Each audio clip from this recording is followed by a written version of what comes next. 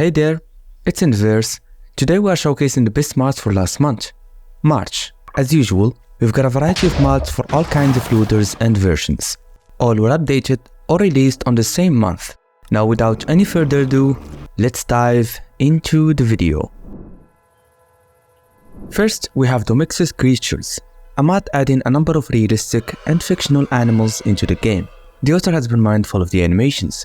These creatures will blink, move fluently, and even sleep. Some of the new animals are very proactive, building their own structures, the beaver being such an animal.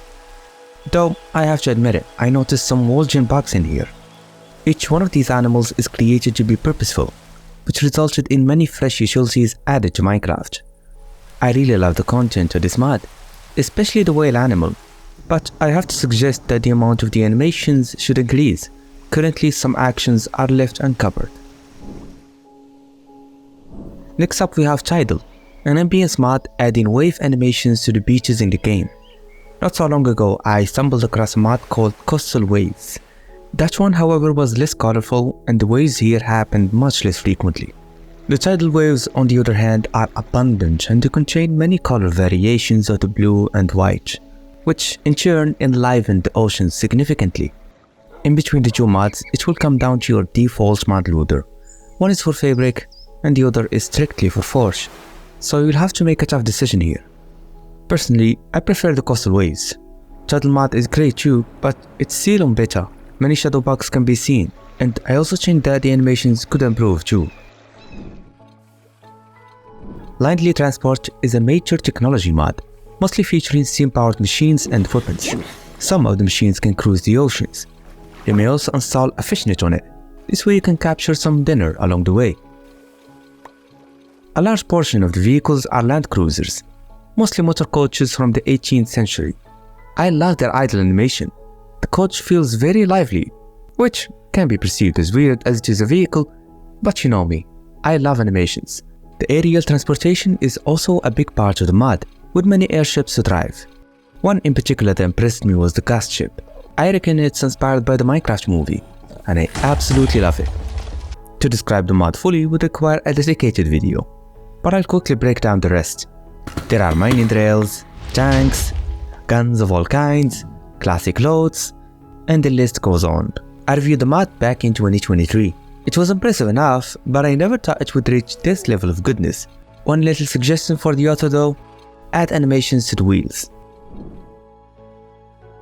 Prehistoric Fauna is a mod that has been updated after 4 whole years of being stuck in 1.16.5. The idea of the mod was to include a prehistoric dimension that you can travel to. The new dimensions featured an extremely realistic, primitive environment with a lot of accurately represented dinosaurs.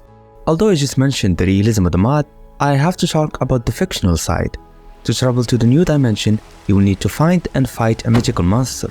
But this is not a school assignment. What matters is enjoyment, not complete accuracy. Once you get here, you will quickly notice that the dinos have different sleeping patterns based on their species. Some nocturnal, others non-nocturnal. Transportation was not neglected. Some dinosaurs can be ridden, though are not the fastest option. Many more dinosaurs are to be discovered. All comes with special utilities and behaviors. There's even a boss that you can fight. I'm not an expert in archaeology, but I'm pretty sure that's not real. This mod delivered what it promised, as this place is indeed a perfect prehistoric fauna. The Happy Ghast has been a pleasant surprise for everyone, so excitement around it is unbearable to say the least. This mod will soothe your excitement, introducing said mob in older versions of the game in addition to being supportive of both Forge and Fabric. The author made sure all features are included, from the summoning of the Ghast, to the harness it wears, to the passenger seats, and finally, the textures and the size of the Happy Ghast. Most modded players can't stay up to date with Minecraft's latest releases, as major mods take a lot of time to port and some won't even consider it. So, mods like this can help a lot. Ribbits are hands down the cutest and the most fun creatures to be around. Sadly, not all Ribbits are created good. The Croaks are evil variants that will wreak havoc on the once peaceful and musical Ribbit village. Much like the vanilla pillagers, the Croaks will raid any village if you stepped in it with the Bogiebane effect. The Ribbits are powerless, so their only hope is you. Neutralize the Croaks and be careful. Each one will have a different type of weapon. Some can keep you busy on the short range, while others take the opportunity to fill you up with arrows. There's also a Ribbit version of the Iron Golem. This guy can help plenty too, so keep one or more of it around the village. The new Ribbits are more or less a representation of the paws and frogs from real life. And there are many new items and blocks that came with the mod. One in particular, which is a music disc containing the famous Ribbit song. Now you can play it anywhere and anytime you would like. No Man's Land is a highly transformative world generation mod. It altered vanilla biomes and added completely new ones, all of which merged seamlessly with the base game. The most fitting description of this mod would be a mildly different Spring to Life update for 1.21. New structures have also been added. They feature new blocks and items, but all are kept natural and similar to vanilla. The author has also redesigned farm animals, adding more features to their bodies like tails, along with extra animations too.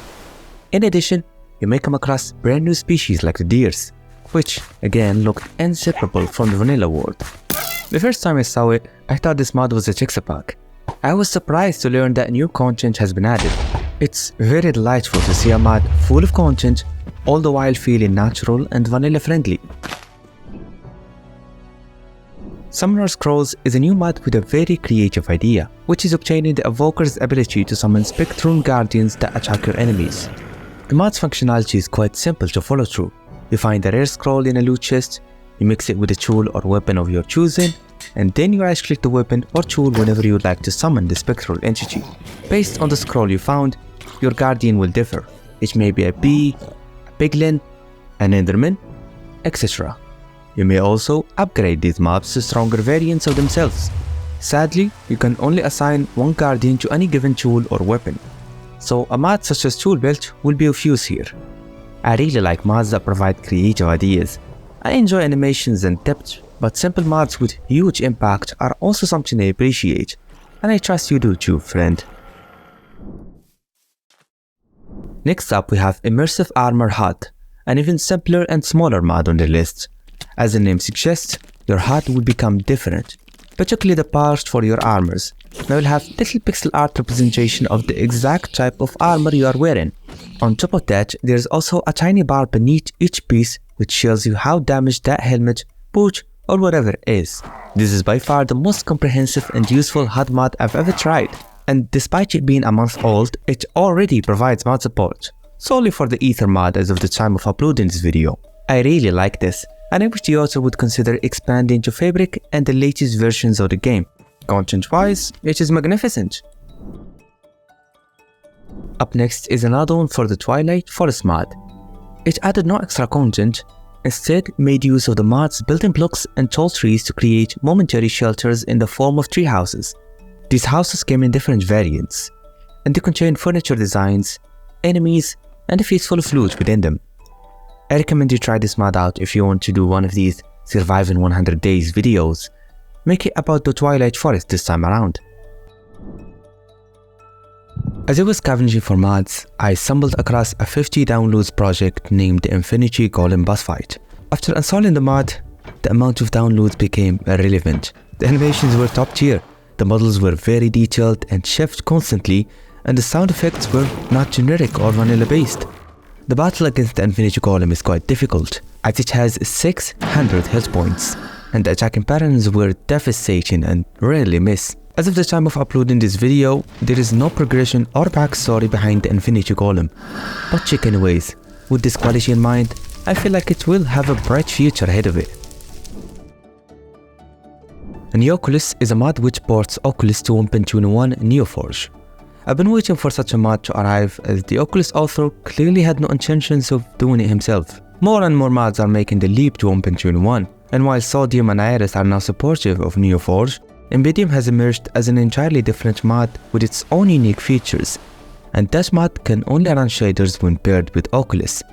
So yeah, it's a big deal after all. I'll have to add that while the mod do support a good number of shaders, few won't even loot, so keep that in mind. Ember's underground rooms are structures that you can find in the caves. There are a dozen or less of these structures, each one representing a different style. I take it the author is a professional builder. The rooms were incredibly detailed and were shaded seamlessly to look impressive and cohesive. The mod is vanilla friendly, alright, as it uses 0 modded blocks and supplement a part of the vanilla game that is otherwise empty and predictable. Following a recent content leak of Mojang, an upcoming game was revealed, named SpiceWood. This mod will bring about the content of said game, particularly the big warden boss within it. Not so different from the actual warden, this entity will chase you down and shoot a sonic boom attack. However, the attacks here are much more ferocious and deadly than the vanilla warden, so you may not survive it. The packaging of this mod was anything but haphazard. The quality of this new mob is immaculate. The visuals in particular stood out to me, with the mix of horns and mouth, making said parts the only bits of the mob you will see as you become blind. I don't like how that much information has been leaked, but it's nobody's fault but the guy who leaked it. For us mod folks, we take it as it comes. Oreganized is a mod about diversifying and expanding the underground geology in Minecraft, adding new types of metals and alloys with amazing utilities and realistic properties. Amongst the realistic properties of these metals is their impact on your health. Some can cause brain damage, like the lead. For the utilities, the same brain damaging ores can be used to create various new types of blocks and ingots. The mod also featured amazing new weapons and armors that can grant you special effects and abilities. This is one of the mods that expands upon the Minecraft's Caves and Cliffs update. Install it if that's your aim. Oceanic Realms is a mod that adds a freshly developed oceanic ecosystem in Minecraft. This ecosystem, similar to its real-life counterpart, features epic predators like sharks who will not just kill the fish but even consume the item drop from it, peaceful large fish, primarily the whale shark, small fish that swim in groups providing great source of food for you and the predators, and finally crabs that walk on the beaches. The quality of this mod is unthinkable. I'm particularly fond of the textures and models, and I'm not saying this in a common manner. No, these are genuinely the most stylish and handsome outlooks I've ever seen in a Minecraft mod. Although the competition around oceanic creatures is cutthroat, this mod is definitely holding its own and is an outstanding option to consider.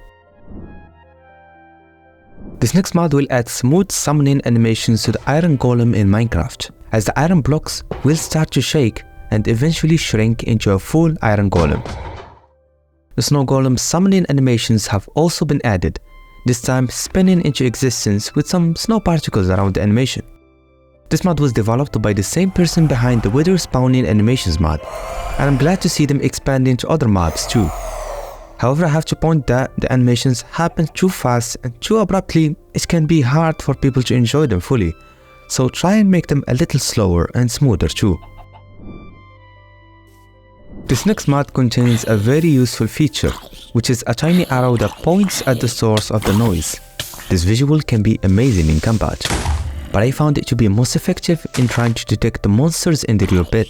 Currently I'm playing Far Cry 5, and I noticed a very similar visual, but here it has to do with the enemy's awareness of you rather than the noise. Though both will achieve a unified goal, which is a sense of your surroundings. Next up, we have an add-on for the Dragon's Livestock Overhaul, a mod that I mentioned in my latest underrated mod series. Hamtastic hamsters will add these tiny critters to your game. They feature different breeds, can be chained with a special craftable item, and feature a very realistic behavior as they fight for male dominance. The hamsters are also very useful. Having enough of them in your field of crops will take care of your farming, as they can reap and sow, containing the vegetables and grains on their cheeks, so you'll want to keep them around. Finally, we have a very simple multiplayer mod called Chalk Balloons. Whenever a friend sends you a message, instead of having to open the chat and squeeze your eyes out to read it, a chalk balloon will pop up with the text written on it. This mod will ease communication with broke friends who can't afford a mic, but I wish the author would provide a config where you can choose between different outlays. Currently, you can only tweak it based on one outlay.